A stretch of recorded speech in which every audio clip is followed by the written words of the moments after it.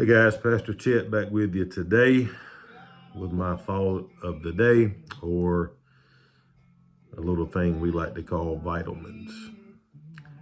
The word believe. I want to throw some definitions at you. But I was thinking the other day, just riding down the road, just me and the Lord, and you hear all the word believe or belief all the time. What do we actually believe? But the definition of believe is to accept something as truth, right? Accept something as truth. So what is truth? Truth is different to a lot of people, but it's a fact or belief that is accepted as true, okay? Which is kind of a definition of what our faith is, right? What is faith? I have an acronym for faith that I like to use: forsaking all, I trust him, for faith. But the biblical, the Webster, so to speak, definition of faith is a complete trust or confidence in someone or something. Okay. In our case, as Christians, that someone or something is Jesus, right? The someone is Jesus. When we're putting our faith in that or something, it's the fact that Jesus is the Son of God, and we do believe that. And he did come to earth to die on a cross for us, so we could have a restored relationship with the Lord.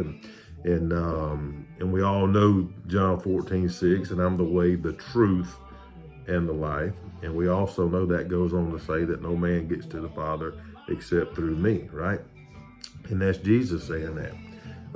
But I got to thinking about I have to watch a lot of kids movies, right? Because I got a lot of kids. And when Polar Express first come out, that was the big thing in Polar Express, is you got to believe, right? And there's a quote in that movie that says, seeing is believing, but sometimes the most real things in the world are the things we can't see. So what we're having to do is put our faith, our hope, and our trust in Jesus, and we can't physically put our hands on Jesus, right? Now, we know everything around us, is around us because of God. He created it all. So we can see his creation. We can see his beauty, everything that he created around us. But basically, we're having to put our faith, hope, and our trust in Jesus, knowing that, that he is in heaven, interceding for us right now. Now, one day we will be able to be face to face with him, and man, that's going to be tremendous. But I just want to encourage you today. What are you putting your belief in? What are you believing? What are you putting your faith in? Remember that acronym for faith: forsaking all, I trust him. So no matter what goes on around you, no matter what gets thrown at you, Romans 8:28, remember, y'all know it, all things work together for good. For who? For those who love the Lord and are called according to his purpose. So when all that's happening, the good, the bad, the great, the horrific, every single bit of that is working together for good. So I just want to challenge you today and encourage you today to put your faith, your hope, your trust into Jesus.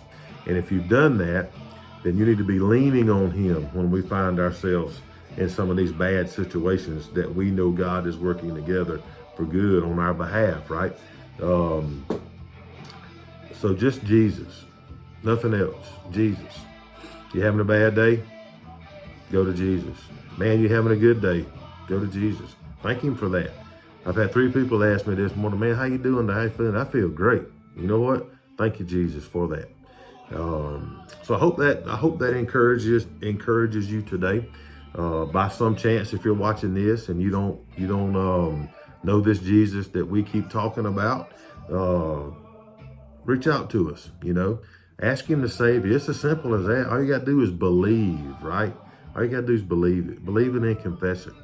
Believe that he is the Son of God. Believe that he did die on a cross for you, so you could have a right relationship with God, and that relationship could be restored. Believe that. Believe on the 3rd day he rose again. Believe right now he's interceding for us in heaven. And if you believe those things, if you believe that Jesus died for you and you ask him to save you, he will.